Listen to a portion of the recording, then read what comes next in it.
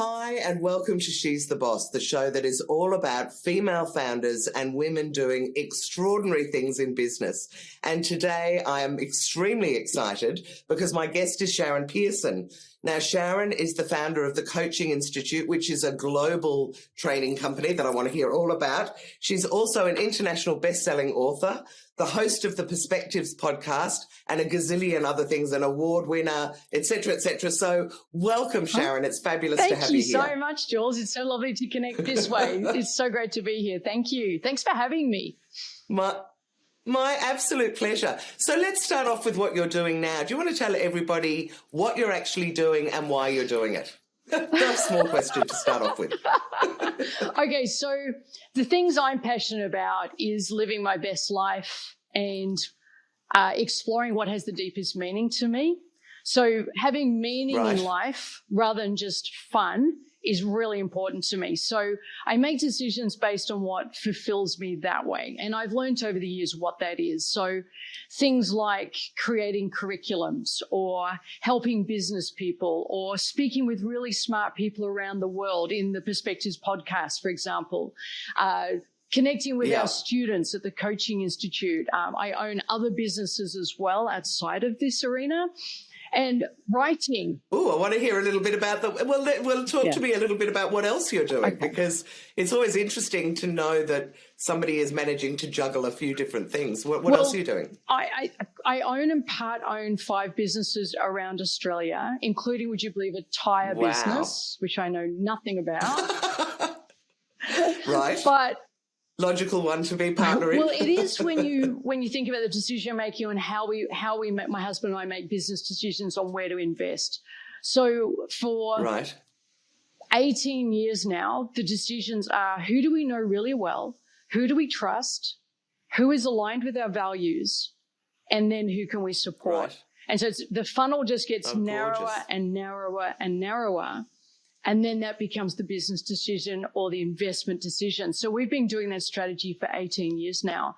And that criteria means we work with people who we know, we trust, we have a relationship with, we feel great about, we go out to dinner with anyway, whether we're investing in their businesses or not. And as a result of that, those decisions have been really sound over the years. They've been fantastic. And so, and then the other piece of that, Jules, is leveraging wealth. So, and I'm sure we'll get into that, but all of my decisions are not based on what makes me money, but what builds wealth for our future.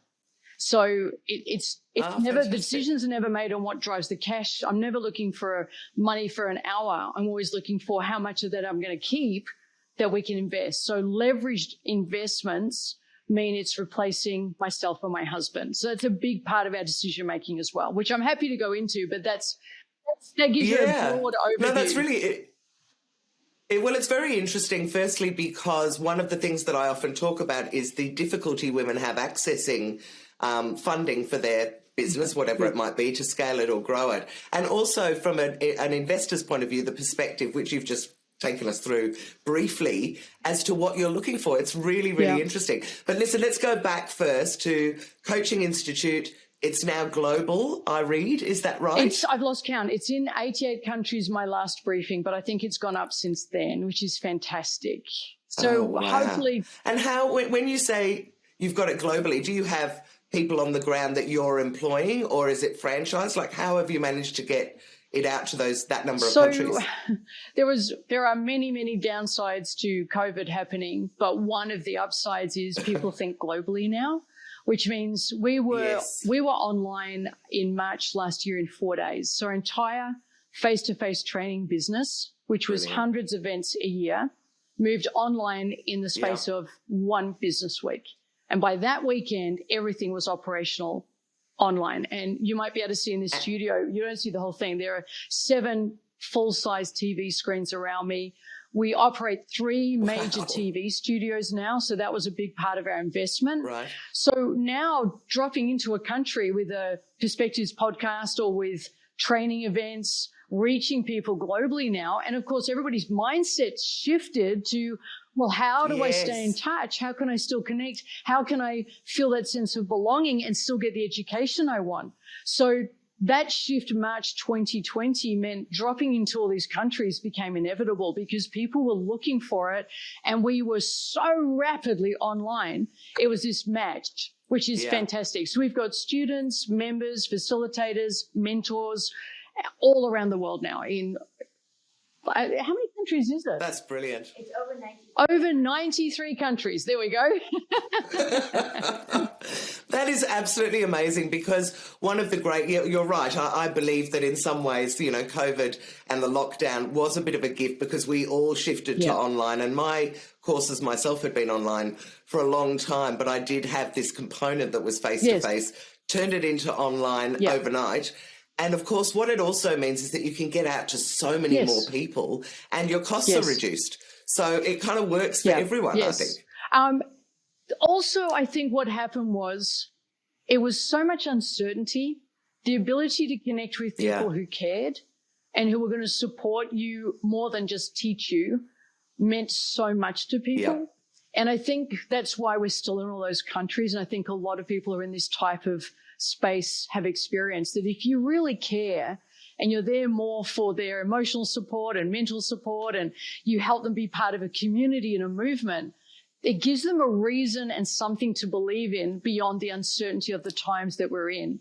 So it's very much a landing place, I think, for a lot of people, for us, over millions of people, which has been fantastic. That's amazing. And, of course, the other thing I love about being online is it's a great equalizer. All of a sudden, it doesn't matter what car you've got, what clothes you're driving, how big your bum is. All of that stuff doesn't matter, and it just starts being about the face and what's going on between their ears, which I think has been a bit of a gift as well. Right, so I want to hear all about your career, because I love to hear the story of how people have managed to grow their business. So can I take you back to, I don't know, childhood? I don't mind where it is, at what stage, and tell me where you grew up, what kind of a family you grew up with, and then, whether you enjoyed school and what happened from then on. So let's start with you as a little girl. We'll need to do some of this on fast drill because I am quite old. This will take a while if we do. Give me the highlights. We'll just do the highlight reel and just pick one thing per decade and it'll get us there.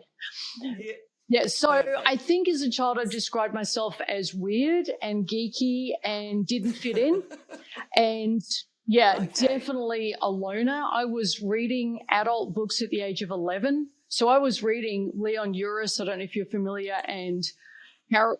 Am I? I think I read it when I was 8, so I'm very like you that way, reading those books very young. So in primary school, I was seeking adult books and wanting to have those experiences, and very much enjoyed riding my horses and doing my own thing. And did you have brothers and sisters? I have a younger sister, and we're very not similar.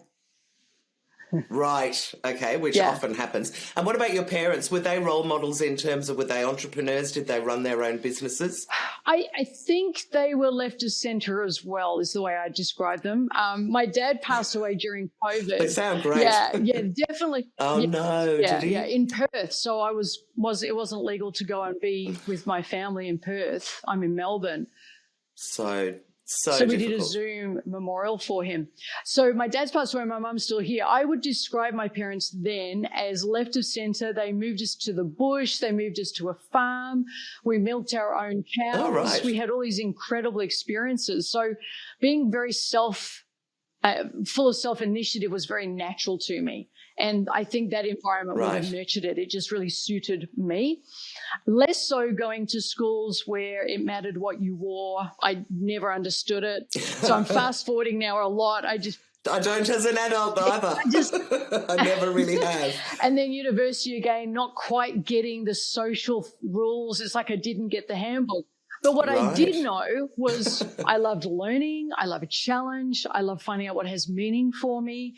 I love depth in relationships. I love intense. I love intimate conversations. I learned to trust that me wearing my heart on my sleeve was not something to be discouraged, as much as my environment. Oh, my goodness. That's brilliant. My environment, I literally remember my family saying, stop wearing your heart on the sleeve, you'll only get hurt. And I remember thinking, you're wrong.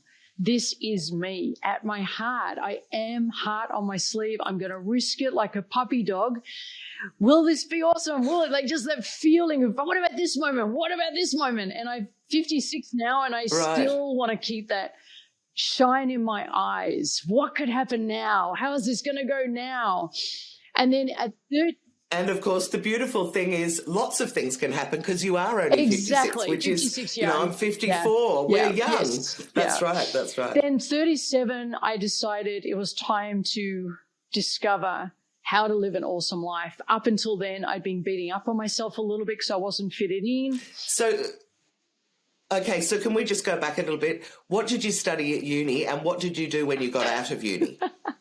Nothing to do with what I'm not going to let it go. Nothing to do with what I'm doing now. So I studied a Bachelor of Commerce degree. No, we'll get there. And never used a minute of it. Yeah. I went and worked at this is horrible times, went and worked at a stockbroker.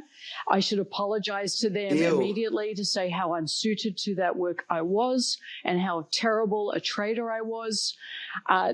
Then I went and worked in Japan teaching English, which is me again, getting back to more something that suits me.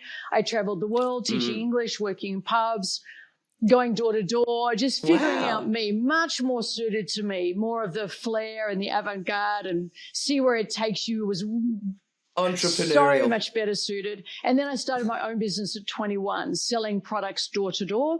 So those hawkers that everybody started to dislike in Australia, I was one of the originators of that entire business model. So at 21, God, I think we were doing it at the same time. I remember selling custom tone kitchens and vinyl cladding for houses door to door when I was a student. I was selling calculators, books, and torches. The craziest things, right? Okay. So you had this sort of few years where you were finding yourself. Now you can get to when you decided to 37. Okay, tell me what happened at 37. I wasn't living my fullest life. I was really down on myself. I was very sick. I have a lot of issues that I was born with, doesn't matter, and I just wasn't getting a handle on having a great life. So I thought, well, I'm not as bad off as some people have been who've created magnificent lives. And I looked at Oprah and I looked at Mandela and people who triumphed in the face of true adversity. And I just thought, there's got to be a pathway. If they found the pathway, there is a path. I'm just clearly not clued into it. And so I started to train to become a coach to save myself. I didn't train to be a coach to help anyone else. It never occurred to me I'd do a coaching session with a paying client. Oh, really? So why were you doing it? Just literally to find out about yourself? So if I could learn coaching skills and the skills that help me work out how I tick, I would know how to function as a human being in a way that was delightful and felt great. So I fell in love with myself because I didn't love myself. So I did this course. Oh, I'm so pleased. I had all this negative. Well, we've all got to fall in love with ourselves at some stage. We do, Jules. We do. And we do. And sadly, for women, it does take till later in life a lot of the time. So I'm glad it happened to you at 37. Yes. Anyway, keep going. And so I learned how to manage the gremlins in my mind. So I stopped the negative self-talk. I started managing my narrative. I started building a love story with myself over the 12 months. I started falling more and more in love with aspects of myself instead of finding ways to beat myself up. And the phone began to ring. Right. And so I worked with pro bono clients, not expecting anything. My first client. So at this stage, you're not marketing or you're not doing anything. No, this is just happening organically, is it? I built $250,000 a year in my first, it took me 6 months to get that happen. And then the year after that, I did $250,000 profit from word to word referrals. Wow. Incredible. Really amazing. So you're obviously a good networker, whatever you might say about sort of not fitting in. You've obviously done really well at kind of building that network of people that wanted to interview. That year was no networking. It really was referrals. Right. So each referral led to 2 referrals that it just grew organically. Amazing. But what I did do in networking, Jules, was meet a lot of coaches who were struggling and wanted to know how am I succeeding. And so they began to come to me as well. And I began to mentor them, less coaching, more mentoring on how to monetize your passion. Right. And that took off as well. Right. And so I did $1 million profit in my second full year of coaching and mentoring Wow. Through this organic process of meeting people who were struggling, the word got out. I started an agency of coaches that delivered coaching, and I made 25% from that. I got an international contract with Flight Centre and just traveled the world installing coaching skills in.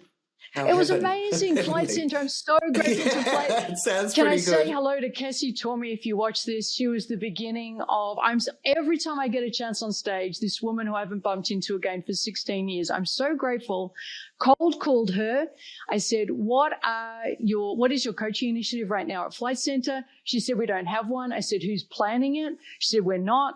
I said, "Well, how about we talk?" And that was the beginning of this beautiful relationship. It's her. She just took this huge punt on this chick cold calling, and what a delightful woman. Well, let's be fair. You also did the cold calling. Now, there's a hell of a lot of women out there that would be watching this going, shit, imagine ringing Flight Centre completely cold and trying to sell it when it's only a very small business. So there was an element of luck, but there's obviously an element of your initiative for going out to her in the first place. But I love it that you're doing shout-outs for her. She's because amazing. The more we can, profile these women, the better. Of course. Robbie Blackwood, all these women that I have to thank, I stand on the shoulders of pretty amazing women. I cold called for months until I did the $1 million. So that I cold called every day until I had 5 yeses. So 5 yeses to meet. Right. So that was your reward for a lot, because it is a numbers game. I mean, I remember cold calling with telemarketing, and we'd have to do 100 to get 3. It was kind of that kind of thing. And then people started coming to me saying, well, how are you doing this? And I thought I should formalize this. So I put one page up website back when the the web world was just beginning. It was a one-page website. It had spelling mistakes. And literally a student joined what was then became Emory from Sharon Pearson Associates to the Coaching Institute. I had one student join, paid in full $8,000 5 days later off a web page.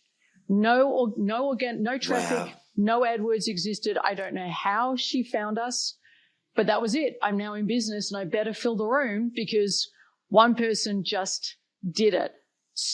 Ain't gonna be enough. But you've now, you've broken the seal, as they used to say. So. Okay, so you got your one person. How did you grow that to? Well, over the years now, I'm really interested to know how you grew the business. So in the beginning, it was no Google AdWords. There was no Facebook. There was no social media. So it was ads in newspapers. It was speaking at events. It was ads in magazines, in real magazines, not online magazines.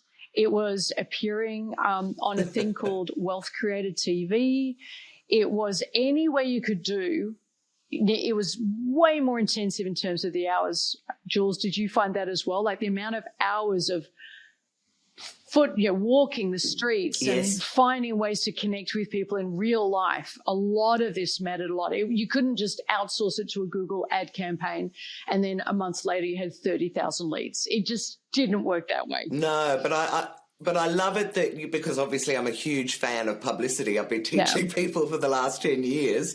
I love it that you use the mainstream media to get that reach because it just immediately, if somebody sees you on telly or they hear you interviewed, they immediately trust you. They're going to go and snoop and see if they can find out about you. So we also made sure very great to hear that. We also made sure we won the Telstra Business Women's Awards and the Telstra Business Awards in Victoria, and we became finalists many years. Which is huge. So that got us a little bit of coverage, not a lot, but it certainly gave us credibility. So as the website built, we were building the back end in terms of credibility and authority.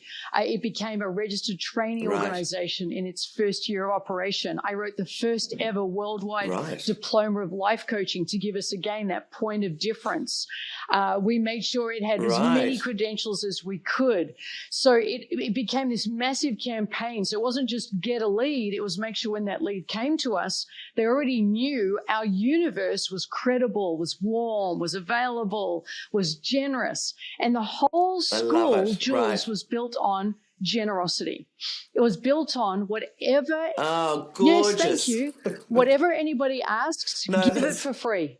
Whatever anybody asks, give it away for free. Don't hoard your good stuff. Don't hoard your knowledge. So I built my coaching practice to $1 million on that principle. So if someone phoned and I could help, I served. Yep. Great. That's it. Love that. And we Love just that. kept that going in TCI.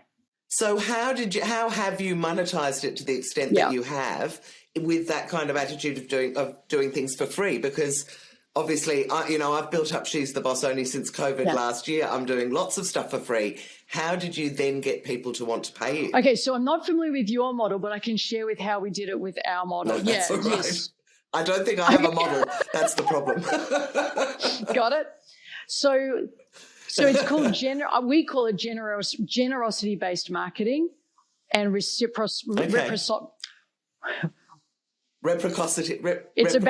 based on the rule of reciprocity. Yeah, it's based on that rule from Cialdini. The idea being, if you give, people will pay attention, but if you want to get, people will be suspicious. So trusting the psychology of human behavior. I love it. It's really about, and I don't want to sound commercial about this or cynical about this. I know we feel warmth and openness towards those who are warm and open with us. So I'm not being calculated with my warmth. I'm just keeping my heart on my sleeve, and it's working. So, but I'll go through. Being yourself. I'll go through. Well, not everybody can be themselves and be warm, though. No, well, that's true. I hadn't thought about, but yes, you're quite right. So keeping in mind this is a genuine heart space, that I never want to build a legacy that's built on what we got. The legacy is on what we're known for giving. So keeping that in mind, that the heart space is first, let's go through the mechanics.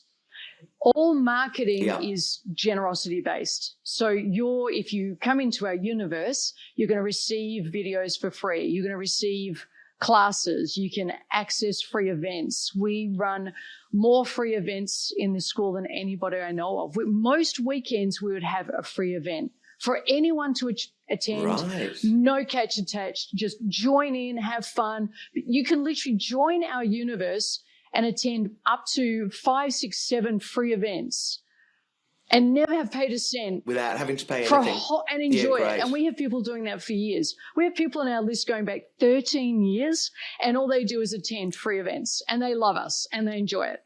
So that's the first part. And they're huge advocates for you, I guess, is the other thing. You're building up that advocate kind of group who go, not only are they amazing, but they also, are real. They're not charging you for everything. Yeah. Love it. Then in the school next to that, in parallel, we run stacks of free events and free classes. Most of the classes are not what our members paid for. They're bonus classes, bonus trainings, free. And we create this huge universe. There's thousands of members in Facebook now, which we have, who can come along and access free content, messages, encouragement, support. When you join us, you get lifetime support. It's just have it. So this is constant feeling of generosity, and we encourage that in our members. So we call it, what are you bringing to the campfire? Don't just take a burning log from the campfire and go and do your thing. Build your campfire and bring some logs back. The world is a better place. Oh, God, I love this. This is it's so close to my heart, because She's the Boss is all about lifting people up, giving people opportunities. If we all grow, then we can lift the level across everyone, not just little pockets. So I love what you're doing. So we expect generosity in our members. You don't just come along and take the knowledge. That's taking. You come along and figure out what you can give. What can you bring back to our universe? How can you contribute to our universe? So that's the ethos. And then a little bit more mechanical, because we've got this beautiful base that's built on so much heart and generosity. We then have a lot of referrals, which is fantastic. We're now known as the place you would train. We're certainly the most expensive. We're known as that, but we're also known as the place where you are actually going to get all the training you need. So our trainings go for 3 years. So it's not a weekend course. Right. So it is proper. Yeah, 3 years gets you through. For anyone that's listening or watching that doesn't know that stat, that I think, most of us in small business know, that 3 years is the magic time that you need to be able to survive in order to increase your probability of being able to keep going. Isn't it 97% of small businesses close or end in the first 3 years, I think? So the idea is as long as we can keep them in our ethos and we have a reason for them to come to us, the better they'll do. Because every time they tune into us, there's going to be another level of training. So the levels build and build and build and get more and more advanced. And I believe it takes at least 3 to 4 years to land in the coaching space in terms of who you are and your style, and combining style with skill and feeling that you can build a movement, not just worry about getting a client, but you can start thinking about how do I serve my community. And so we let them stay with us, and then you can stay for a lifetime. We have members now who've been with us for 10 years who just pay a extension fee every year and just keep learning and keep learning. They can attend all our trainings for free and just have it. Incredible. I mean, I can't even imagine that there are very many businesses in the world that have clients that stay that long when it's a coaching business. So that's extraordinary and great testament to the work that you're doing. The stat we're most proud of is this: 97% of members who join us stay and keep going. And I know in our industry, in our space, the numbers are around 50% to 75% stay. Ours is 97%. Wow. And in COVID, it stayed. Fantastic. So our policy during COVID was if you have any hardship, you get access, no charge, suspend all payments, have our community. I could cry. You need us right now. You're going through a tough time. I know, I want to cry You're going through a tough time. This is when you need us the most. Don't worry about paying it. We'll get you back on track when that's available to you. But right now, we're available to you. Beautiful.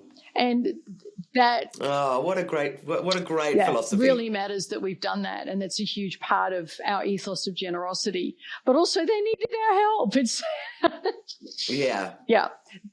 Well, I mean, it works on both levels, doesn't it? Because they stay in contact with you, you build the trust, and of course you can help them get on their feet so that they can pay you again. Yeah. So it kind of works for everyone. So shall I go into how I monetize it? Yeah, please do. I'm very interested about that. With this ethos, and I hope I've done it justice in terms of the scope of the ethos and the universe we create. And then I've got Perspectives Universe, which is averaging around 350,000 plus views per podcast. So that's also a part of I know.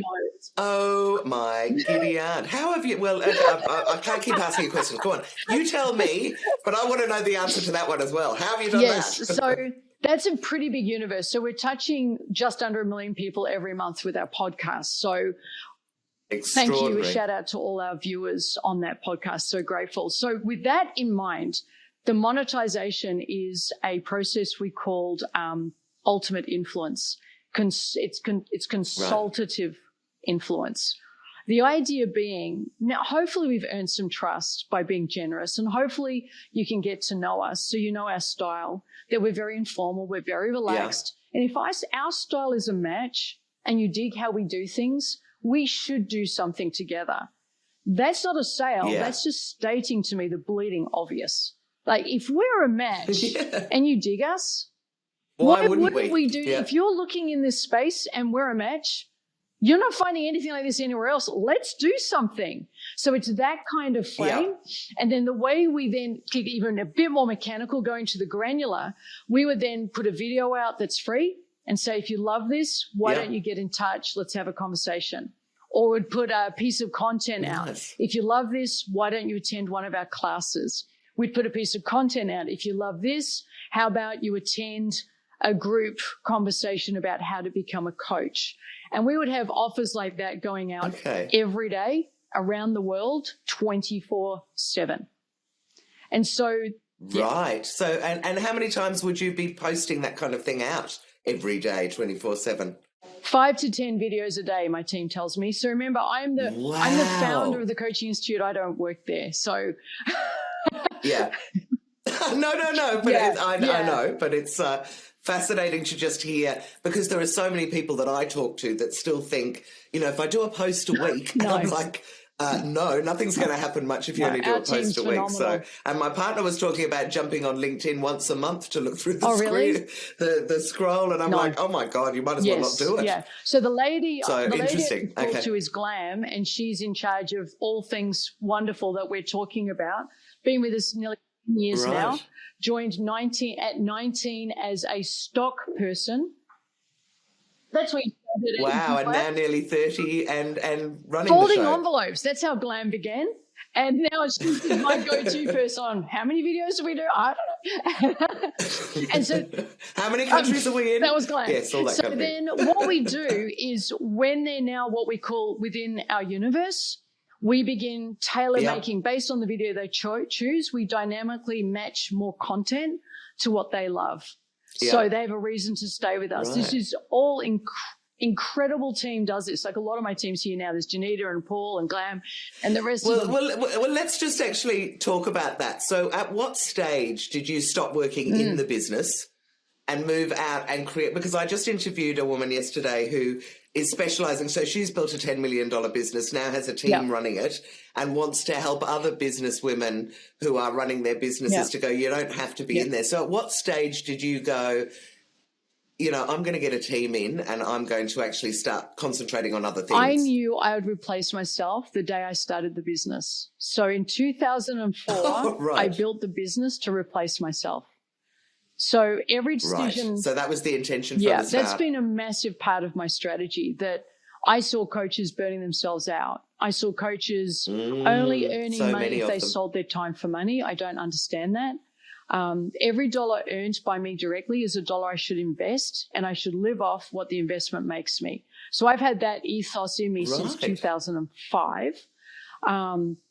Right. And so every year when if I ran a training, it was fully professionally recorded. It was turned into and repurposed into products, training manuals, facilitator guides. So I just kept replacing myself, and I had a 12-year plan to do it. So I succeeded in 2012-13. I'd replaced myself, and I stepped back out of the business in 2014, knowing always for a decade that had been the plan. So I haven't been here day to day since 2014. I haven't done a day's work at TCI. Don't tell me that. I don't believe that for even 1 second. You're working now. No, I'm not. This is for me. This is for me. This is fun. This is fun. I haven't done any day-to-day management of anyone. I don't know anymore how they do what they do, because we've got this incredible team. Unbelievable. And that was always the vision, Jules. Amazing. I love this philosophy. I love the idea. So what do you do in 2013 when you go, okay, I've got this great team, I've got to leave them to it? What are you going to do? Did you go on holiday for a year? I did. What did you do? Did you? That's what I would do. Stepping back, I saw that as a huge responsibility in terms of honouring the team and honouring what we had created and maintaining it. And I don't think anybody can step in and ever understand the depth of my care for this place or what I built.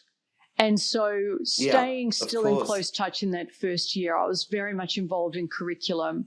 I was still doing it. So it was very much a slow weaning off over the next few years until I didn't run any trainings, for example. I don't call that day-to-day. I'd easily now be paid as a trainer, but just eased off over the years, and now I don't understand the day-to-day here. Which is absolutely fine, but... what did you do with yourself? Is that when you wrote the book? I've written a few books during that time that have become bestsellers, which is great. I went to university and I studied a master's, so I completed my master's in applied positive psychology. I took up art. I helped with the... I love this. I took a strategic role in the business. So in terms of the thinking about the business, I did the trainings I wanted to run. I gave myself downtime for the first time in 14 years. Long years. When you think many weeks, I work 7 days a week, many weeks in a row. Well, it's extraordinary, and I can't imagine that you were able to switch it off in quite the way that you're saying. No, so, I didn't. You must have come out of that and gone, okay, now I've got a bit of perspective. They've sorted it out, say 2 years later. What new business? I mean, you're an entrepreneur. Did you not start thinking, what new business can I set up? Yes, I did. But I gave myself, I think it gave me I needed longer than 2 years, Jules, to really get out of the turbocharged of running and being responsible for all of the Coaching Institute. It did take longer. So, and I feel I was actually a bit slow. I think there was a couple of years there when I could have stepped into a new space, but just I wasn't ready. You didn't want to. Yeah. No, I didn't want to. I wanted to learn what it meant to just be and just to sit with myself and not have something busy to do. And so I started meditating, I started yoga, and just really started learning how to be and started focusing on that. And it's not as easy as it sounds. No, I couldn't do it. No, and I can understand that you actually have to train yourself to be that, especially when you've been what sounds like pretty much a workaholic for 14 years, to just stop and go, hang on a minute, I don't have to get out of bed this morning, is different. And it's understanding that is not slacking off, I guess, is the other thing that probably was hard for you in your head. Yes. So then I began transitioning, thinking, what would I like? And so that's where we've moved to over the last few years. So building the Perspective podcast, I now run trainings that I create, that I want to run. Can I just ask you, tell me a little bit about the podcast? What is it? It's called Perspectives. Yes. What is it? What do you do? Who are you interviewing? Well, I literally do it for the joy of it. I interview whoever I want on topics that are of interest to me. It's not a success or a coaching podcast. It's not about how to live your best life. I love that. It's just # no agenda. Just doing it because you love doing it. Fabulous people. So we've spoken with Michael Gerber, a guy called Richard Swartz, who created the entire internal family systems therapy movement worldwide. I've interviewed people who have experienced tremendous loss. One of the interviews coming up, I'm interviewing a lady who's an advocate for the use of psychedelics to treat PTSD and depression. I love it. I'm interviewing Peter Singer, who's the greatest living philosopher in the world, in a few weeks, a man I truly admire. So it's people who are... You're curious about, by the sounds of it. People that you want to hear their story. And they're passionate about their message. I want to hear their perspective on the world, just so I can broaden my perspective. Because I don't think coaching is about how to be a success. I believe coaching is about how to be our truest selves. And to be our truest self. Well, I believe coaching, the goal of coaching isn't to help someone hit their goal. I believe the true agenda of coaching is how to help that person become and truly their fullest expression of themselves. Love it. Yeah. And to do that, we have to have really different and open perspectives about the world. It can't be that's how I've always done it. It can't be that's how I thought it was. It needs to be how could it be? And that openness is what I bring to the podcast. And so Glam and I started in a little studio. I think we had 2,000 views for our first one. 2,000 views. How long ago? Was that 2 years ago? 2 years ago, we sat down and did our first Don't Know What We're Doing podcast, had 2,000 views. Thank you for the first viewers. And as I said, now it's taken off since then, thanks to the team, which is wonderful. That's amazing. Okay, so you started the podcast. What other things have you done while the business has been ticking off in the background? And have you gone back into it at any stage? I know that you're not the day-to-day running, but for instance, you're in there today with the team. Are you touching base with them once a week, or are you just on a board and you see them once a year? How does it work? I drop in to do my Perspectives podcast at the studio, and then they will yell at me as I walk through the door. Good morning. Like everyone just explodes with a good morning. It's fantastic. Love that. I will chat whoever comes and chats with me if they want to, but I don't go seeking anybody out for business conversations except for my production team for my Perspectives podcast. Yeah. Or if I'm running a training in the building, I'll have an amazing team around me help me do that. Many times there would be weeks go by, I don't come in the building. I don't know all our mentors and facilitators now. To be involved in the day-to-day, Jules, to me is a responsibility. So if I'm involved in someone's day-to-day, I have to be across what they do, how they succeed, how to support them, I've now got a job. That's not my role anymore. That's their job to find that support for themselves within the organization with the team that's there. So how to get me to suck back into the business is to take on the responsibility of someone's role. Right, so you just don't do that. And I make that really clear if anyone comes on board. It's not my job to get you good at your job. You've got a team you're joining. I own it, but it's the team that does it. And I'm really respectful that the moment I start engaging in how to help them succeed, I've taken on responsibility for that, which means I need to be with them every day, which is what I did when I was here. And I'm Right. not willing to do that, so I'm not going to start that. That's honoring them. Yeah, no, I think so too. And there is nothing worse than someone who micromanages you from a distance, Oh, who no. doesn't really have the full picture Yeah. and is in there unable to let go. Yeah. Now, Yes. Well, I want to talk about women in business because Yes. when I look at your LinkedIn profile, which is kind of all I knew about you before we started this, one of the things that you clearly say is about 85% of your community are women. Yes. Can you talk to me a little bit about that, why you think that's happened? What is it, because coaching particularly attracts women, or have you got a more subtle agenda that you're trying to lift women up? I'm just interested to know. Well, yes to all of those things. I think coaching does have a majority of women around the world. Unfortunately, though, the most successful coaches, the most well-known coaches around the world tend to be men. And so very aggressive.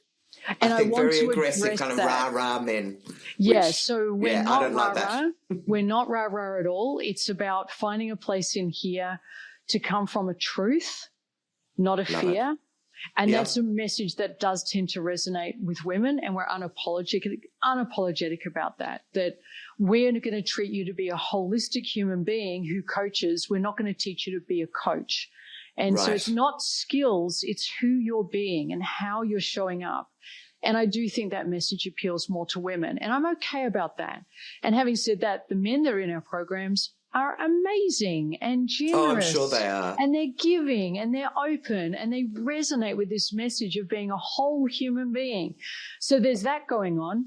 But also my passion is, I'm nervous calling myself a feminist these days because I think the word's been... Well, let me explain. Now, let's have this conversation here because I hear it all the time and it's like, I'm not a man hater, so therefore I don't want to say that I'm a feminist. And that's not what being a feminist means. Well, because I get caught in the jargon because I'm very familiar with the 3 waves of feminism. So there was the first wave, the second and the third, and now almost a fourth. I'm a second wave feminist. Right. And the moment I've got to explain what that is, I've kind of already checking out of the conversation. So I'm a second wave typical old agenda feminist, which is feminism to me, I'm going to take the word back, it's equal opportunity for everybody. That's right. And it's on gender merit. Equality. It's on merit, not on any other characteristic, including your race, your ethnicity, your religion, where your lumps are. I don't care. It's your based age, on another one. None of that. It's just on merit. Well, that's not what fourth wave feminism is anymore. So that's why I want to take the word back and say I'm that type of feminist. So I'm a feminist in that I would give equal opportunity to, for example, which is very unfashionable at the moment, a white male if they were best for the role. It's not about I need to prop up someone. It's just everyone gets a fair go. And if you're ideal for it, I'm not looking at any characteristic other than your ability to love what you do, rock out and be fully you. That's my agenda. I get that. Yeah. I guess what I understand now, particularly about this, I mean, and really because it's for the last year now, I've interviewed about nearly 200 women, and I just can feel this movement that people are fed up with waiting for change to happen. And I guess something that has really struck me, and I've got 3 sons, I've got 3 brothers, I've grown up surrounded by guys. I have never until the last year really understood the unconscious bias that is there, that is favouring guys over women in so many situations. So I agree with you that on merit, but I also think that there are little things in a lot of people's minds, I'm not saying yours, but in a lot of people's minds where we unconsciously think that guys are better at doing certain things than women and whatever, rather than taking the person on face value. But I'm interested to, Well, I don't have that approach. So if you saw the diversity in our workplace, you'd see that I'm not capable of that. And I can only talk from my experience. Yeah, of course. I don't have an agenda where I'm going to tell other people how to live. I really don't. Do you? No. All of you, the best of you. So I don't have an activist agenda. I really just come from the love and the generosity of, in our space, you'll be you, however you show up. And if that means you dress up, which we do have men in tutus working here, rock on, do you. I really mean that. Yeah, so I agree. That's the extent of my so-called activism. It's in my world. I created a world because I didn't like what I saw out there in the world, where if you come into our space, who you are is all you need to bring. Doesn't matter about anything else. And so you'll always have that safe place in our world. And that's the universe I want to create. And that's the extent of my so-called activism. I'm not here to tell other people how to live. I can't I think that's fair enough. Yeah. Love it. Okay, so in the course of your business, and we haven't got too much longer, but I'd just love to ask you, have there been some pivotal moments which at the time, and I used to say, tell me about anything that, any successes or failures, but the reality is we don't learn a lot from successes other than how to celebrate. It's really the failures, and I use that term loosely because it could be challenges, whatever, that can hit us that we at the time go, oh my God, what am I going to do? And yet you look back later and go, well, it made me take this shift. Yes. And it's been a huge benefit. Can you tell me about a couple of times that might have happened? Yeah. So hiring the wrong person because I was desperate for the role to be filled is probably the dumbest thing I've ever done. I hear that from so many women. So it's really interesting that it's all around staffing. Right. I tried to hire a CEO at one point before I did finally succeed. And it was just horrible. They trashed our culture. They trashed what we stand for. It was as if they came in to dismantle the place. But I was so desperate to learn how to take the next step in succession because I'm all about growth that I was blind to it for longer than I should have. So they had to go and I had to come back in. I had to rebuild everything. And that was... And where was the learning from that, though? Did you rebuild it in a different way? The learning was don't hire because you're desperate, hire because they're right. Okay, good learning. Yep, got that one. And it's on me. So there's 3 big mistakes I've made in the history of the Coaching Institute in 18 years, and that's the number one mistake. Hiring because we're desperate and not because they're right for the role or right for our culture, which is more significant. We're a very unique culture. Very unique in terms of how you can express yourself here and the informality. If you came in our campus, you'd see our values all over the walls, all over the ceiling. There's graffiti everywhere. People write on the walls. It's very unique. It is amazing. And creative. It sounds creative by offering that kind of an environment. Yeah, and we've got to protect it. And so to hire someone who's not a match for this amazing culture, this legacy, that's on me. That's my biggest mistake. And the other 2 that you referred to? Go keep going. My second biggest mistake was to try to franchise. And I'm not saying franchise isn't right for some, rock on, but it occurred to me that a franchise is really selling a job. And I'm all about helping women create wealth. I'm about women empowering themselves and being all they can be. In our world, that's how we ride. So if you're going to be in our world, I'm going to sell you a franchise. I'm going to sell you an opportunity to make money from selling time for money. I'm not selling you opportunity. So that was a train wreck. So from that, what I learned was to build products which we call ambassador programs. So if you join us, you can buy what's called an ambassador program. You pay full freight for the first one. It might be $1,000 for the product. But after that, every purchase of the product's only 50% of that. And you can on-sell it for any amount you want. And you can do bulk deals. So you can actually make money from selling we've got like 10 ambassador programs. So now our members can create wealth through leveraging a product they didn't have to put the time into developing. So 20 years of my expertise is in that product. They've been doing it for a year. They get to tap into all that expertise and they don't have to wait that long to build it for themselves. So that's really clever. Love that. Yes. And that's gone really well for our members who feel and think that way. Not everybody does. Plenty are happy with time for money and that's cool. But if you want to think leverage, there's that. And also that I think you do end up with those fans that are out there wanting to spread the word and tell people how amazing your business is. And you're giving them the tools to do it. So it's just perfect. Yes.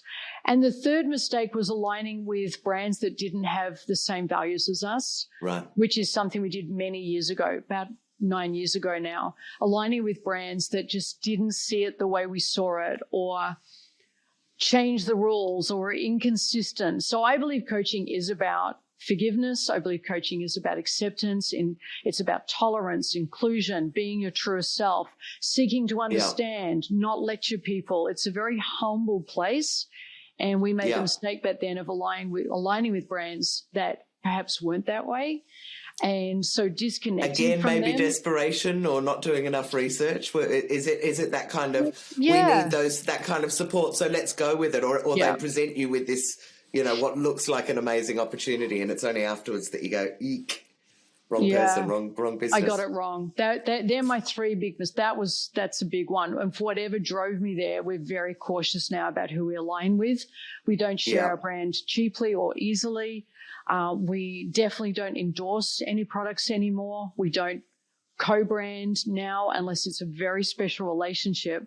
And I think that really helps us in terms of managing our brand and our brand promise and how we present ourselves in all these countries now, because nobody else is having a say on it or creating a narrative that we don't agree with. That was the third big mistake. And we're very empowered because of that, because from that, we built Metadynamics Coaching, which is changing coaching. We built our own coaching methodologies. We've built our own accreditation system. From it has grown empowering ourselves, empowering our members. So I love that last one. You are just such an extraordinary woman, Sharon. Thank I don't even know where to go with this because you're absolutely incredible.